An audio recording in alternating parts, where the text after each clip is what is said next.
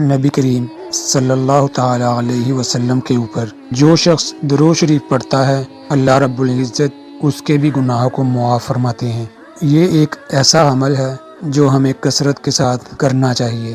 نبی کریم صلی اللہ تعالی علیہ وسلم نے ارشاد فرمایا، میری امت کے جو گناہ گار ہوں گے تو ان کبیرہ گناہوں کے جو مرتکب ہوں گے ان کے لیے میں قیامت کے دن شفاعت کروں گا۔ اور ایک حدیث پاک میں نبی صلی اللہ علیہ وسلم نے فرمایا کہ مجھے اختیار دیا گیا، چوائس دیا گیا کہ یا تو میں شفاعت کروں یا میری آدھی امت کے لوگ جنت میں چلے جائیں۔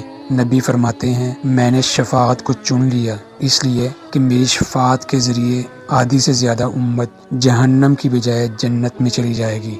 نبی پر درود شریف پڑھنا اپنے غم کو ختم کرنا، گناہوں کو معاف کرنا۔ چنانچہ حدیث پاک میں ہے، ایک صحابی نبی کی خدمت میں حاضر ہوئے، اے اللہ کے نبی، میں آپ پر تیسرا حصہ وقت کا درود شریف پڑھ لیا کروں۔ فرمایا زیادہ کرو تو بہتر ہے۔ اے اللہ کے نبی، میں آدھا وقت درود شریف پڑھ لیا کروں۔ فرمایا زیادہ کرو تو بہتر ہوگا۔ اے اللہ کے نبی، میں 3/4 وقت آپ پر درود شریف پڑھ لیا کروں۔ فرمایا تم زیادہ کر دو بہتر ہوگا۔ اے اللہ کے نبی، میں پورا وقت آپ پر درود شریف پڑھا کروں۔ نبی نے فرمایا اگر تو ایسا کرے گا اللہ تیری پریشانیوں کو ختم کر دیں گے اور اللہ تیرے سب گناہوں کو معاف فرما دیں گے۔ جتنا وقت ملے درود شریف پڑھتے رہیں تو دیکھو پریشانیاں ختم اور گناہ معاف ہو جاتے ہیں۔ اسی لیے فرمایا کہ جب دو دوست آپس میں ملیں، واقف لوگ آپس میں ملیں، ایک دوسرے کو سلام کریں، اور اس وقت حدیث پاک ہے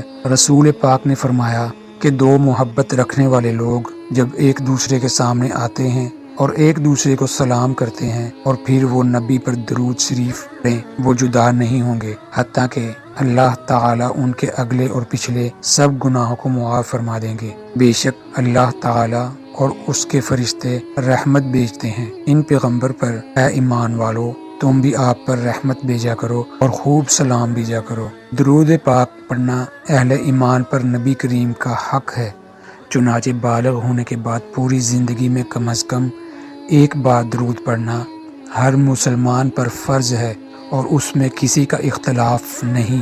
نیز کسی مجلس میں جب ایک سے زیادہ بار حضور کا ذکر ہو تو کم از کم ایک بار درود پڑھنا واجب ہے، اور ہر بار درود پڑھنا افضل اور بہتر ہے۔ درود شریف کے بہت سے صحیفے اور طریقے منقول ہیں۔ علماء نے اس موضوع پر مستقل کتب لکھی ہیں، البتہ یہ ضروری نہیں کہ وہ تمام کلمات آن حضرت سے معینہ مقول ہوں، بلکہ کسی بھی درست مفہوم پر مشتمل کلمات سے درود پڑھ سکتے ہیں، اور اس کے حکم کی تفصیل اور درود سلام پڑھنے کا ثواب حاصل ہو جاتا ہے۔ مگر ظاہر ہے کہ جو الفاظ خود حضور سے منقول ہیں وہ زیادہ بابرکت و باعث اجر ہیں۔ اللہ ہم سب کا حامی و ناصر ہو، آمین۔